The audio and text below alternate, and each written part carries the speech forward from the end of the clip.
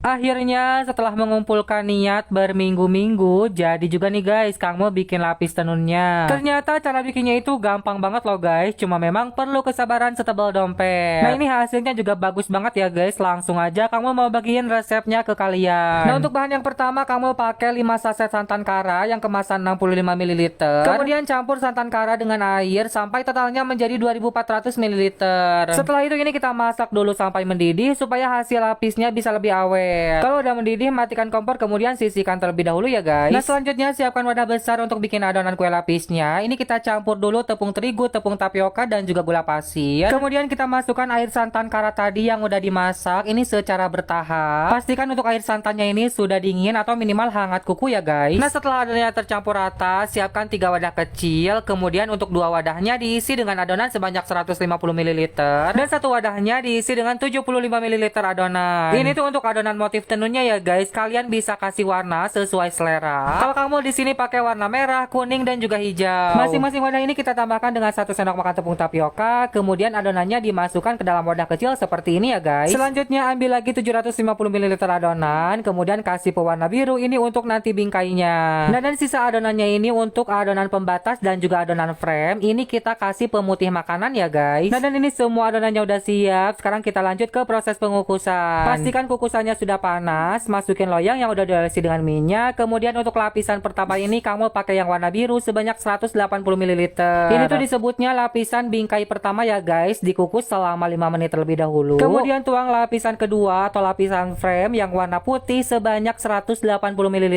Ini kita kukus lagi selama 5 menit. Lanjut kita masuk di lapisan ketiga atau di bingkai kedua, ini yang warna biru lagi sebanyak 180 ml dan kukus lagi selama 5 menit. Untuk selanjutnya kita udah sampai di lapisan keempat atau ini tuh namanya lapisan pembatas pertama. Tuang yang warna putih sebanyak 130 ml ya guys. Dan ini kita kukus lagi selama 5 menit. Oke guys, sekarang kita udah mulai di lapisan motif. Pertama kita tarik garis dulu sebanyak 4 garis. Kemudian ini kita tuang adonannya. Untuk lapisan terluar ini kamu pakainya yang warna hijau. Kemudian untuk lapisan keduanya yang warna kuning dan lapisan yang tengahnya yang warna merah. Tapi kalian juga bisa sesuaikan dengan selera masing-masing aja ya guys. Warnanya nggak apa-apa, nggak sama juga. Setelah itu ini kita kukus lagi selama 5 menit. Selanjutnya tuang adonan putih sebanyak 130 ml.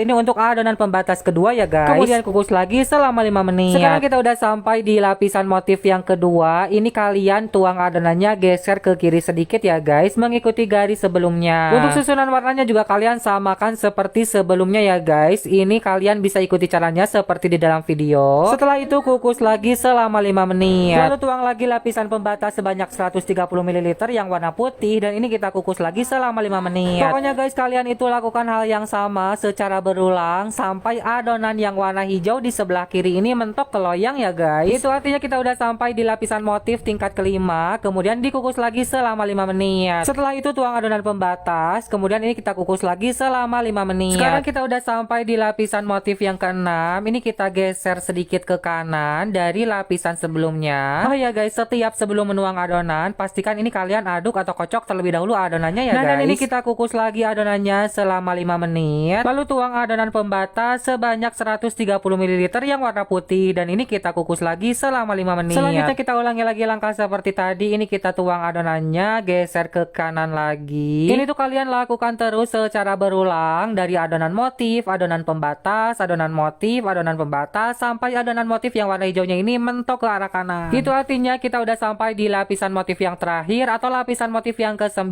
Pokoknya kalau bikin lapis tenun itu pastiin kalian punya kesabaran setebal dompet ya guys, karena ini tuh beneran lama banget. Tapi jangan khawatir ya guys, karena ini tuh setelah kalian lihat hasilnya pasti bakalan terbayar rasa capeknya. Dan kalau udah coba sekali bikin pasti ketagihan pengen bikin lagi ya guys. Ini juga kamu ketagihan banget pengen bikin lagi lapis tenunnya. Dan sekarang kita udah sampai di lapisan terakhir atau lapisan bingkai keempat. Ini yang warna biru sebanyak 180 ml.